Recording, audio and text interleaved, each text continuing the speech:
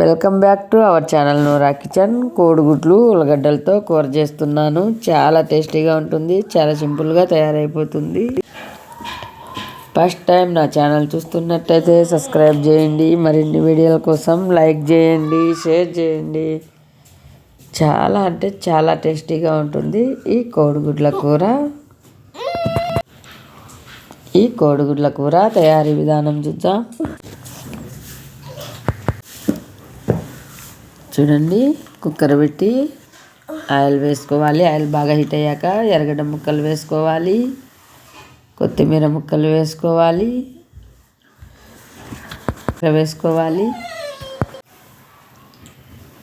ఉల్లగడ్డ ముక్కలు మీడియం సైజుగా ఇలా కట్ చేసుకొని ఇలా వేసుకోవాలి. ఇలా వేయించుకోవాలి. ఇలా ముక్కలు బాగా వేయించుకోవాలి. చూడండి, ఇలా వేయాలి. మంట హై ఫ్లేమ్లో పెట్టుకోవాలి.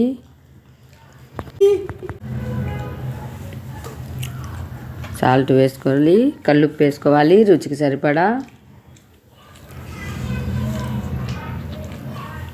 మసాలా ఇది హోల్ గరం మసాలా వేసుకొని ఇలా బాగా ఫ్రై చేసుకోవాలి. పచ్చి వాసన పోయేట్టుగా మసాలా వేగాలి.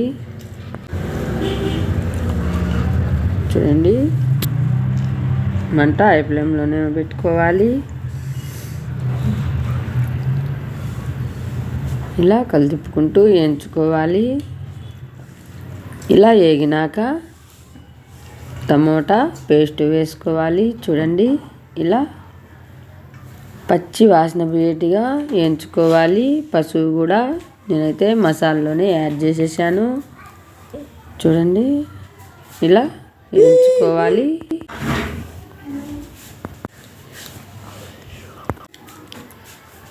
ఇలా కలిపుకుంటూ వేయించుకోవాలి.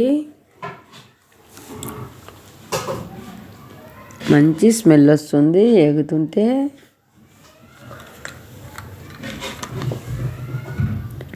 చక్కగా వేగింది.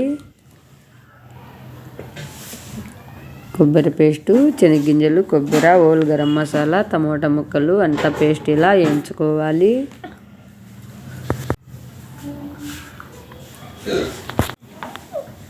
ఇలా వేగాలి.